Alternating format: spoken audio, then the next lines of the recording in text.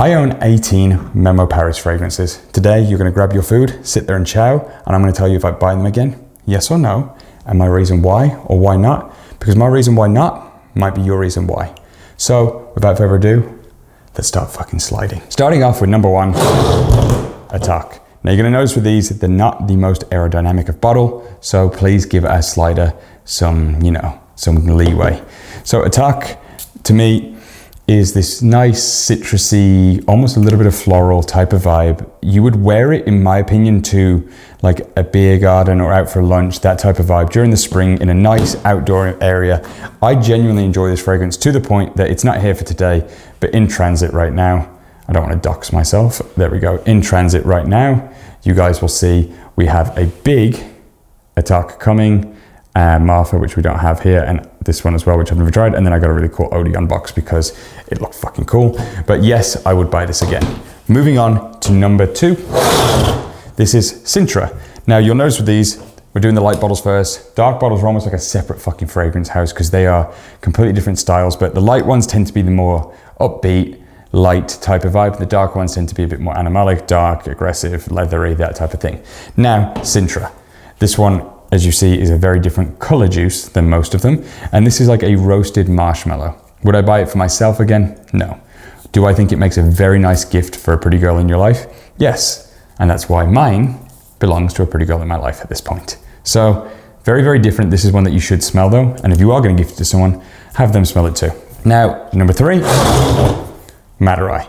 Now, as you guys see from this might be my most used in terms of daily use. This isn't one that I got, too long ago or too recent, but this is one that is non-offensive, clean, beautiful fragrance. Out of probably all of them, I would say that this is probably the most blind buy safe Memo fragrance. So if you have one that you're like, I want to get into Memo, but I don't know, I'm not the biggest this, that, the other fan, this is the safest one.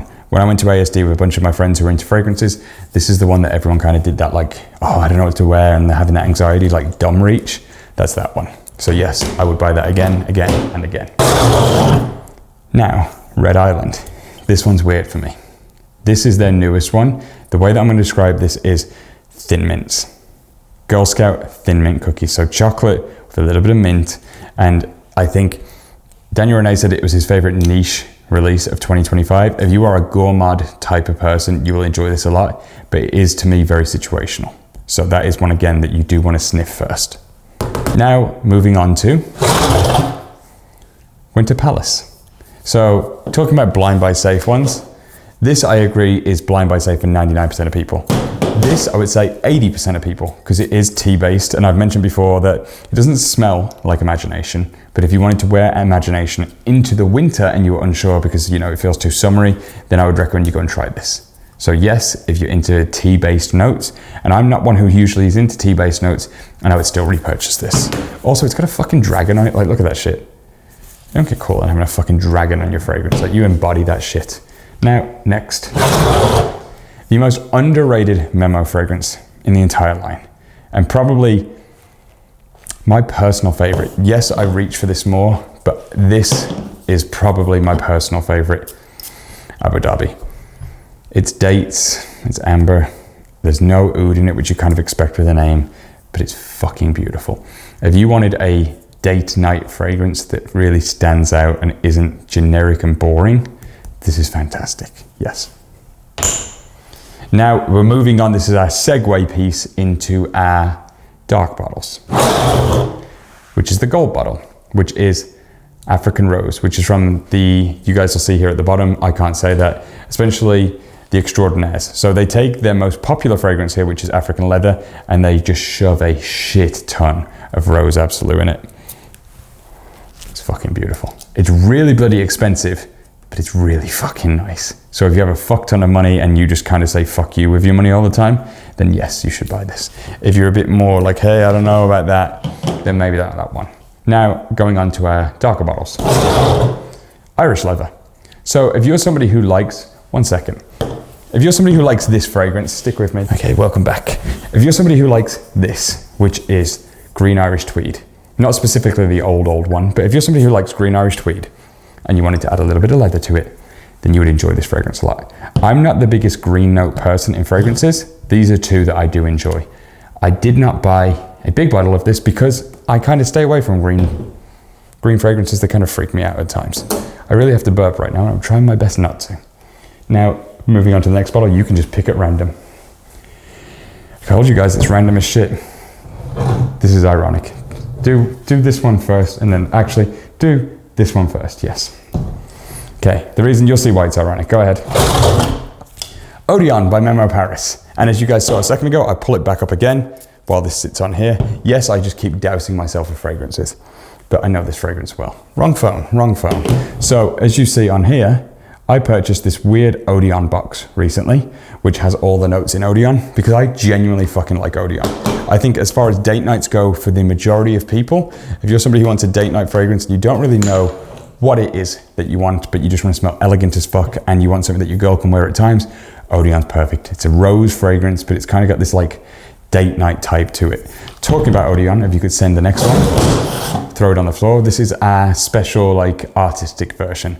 So I'm a big fan of this fragrance. When I saw there was a limited edition thing, I fucking like limited edition things. Do you need to buy the limited edition one? No. But this is one, I think if you got like a 30 ml of this, you'd just be in the clear anytime that you need a date. Just throw it in the gym bag. It's there when you need it. If you got to run a quick last second date with some hot girl that you meet at the gym. Moving on to, speaking of hot girls at the gym, French leather. I'm trying to look at them as they slide it down. French leather, essentially same thing, rose, but now we're going to add a little bit of leather to it.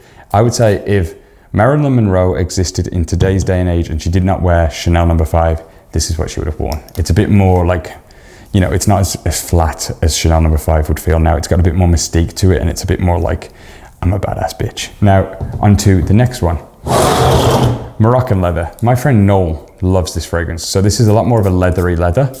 And if you want something that's almost got a bit of spice to a leather, then you'll enjoy this. For me, I wouldn't. Hence the reason why I gave it to my friend Noel. And he loves it. It's a bit more of this like summer type of leather fragrance for him, but there's that. Now, on the flip side now, if you do not like leather, then you want this. Ocean leather. So my brother, Harry, who's editing this video, he does not like leather fragrances, he claimed. And I was like, prove it. I'll prove it to you right now. And I gave him this. So what this is a salty, kind of aquatic-y, fresh type of leather. So it's got this sea salt, citrusy aquaticness going on, and then it's got this hint of leather. And so what this was based off of, from what I was told, is essentially if you were going on a boat and everyone's got their Laura Piana loafers, you know, the leather loafers, chilling, hanging out, and the sun's just slowly baking them in the salty, dry air, you know, that type of vibe. That's that. So if you're somebody who's trying to, you know, tip their toes into leather, try this. Or if you're just somebody who's already into leather, but you want something toned down and summery spring type of vibe, ocean leather. I'm like stacking them up all over here. We'll save that one till last, because that one's got a special place in my heart. That's fine.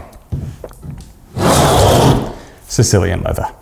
So when I went to a Memo event, well, it wasn't an event. There was a Memo thing at my Neiman Marcus, and I just fucking went to it as a civilian. It wasn't some cool shit. And I was like, this is the one that was really underrated. There was one there called Flom, which I was hoping that was the one I was gonna like, but that wasn't the one.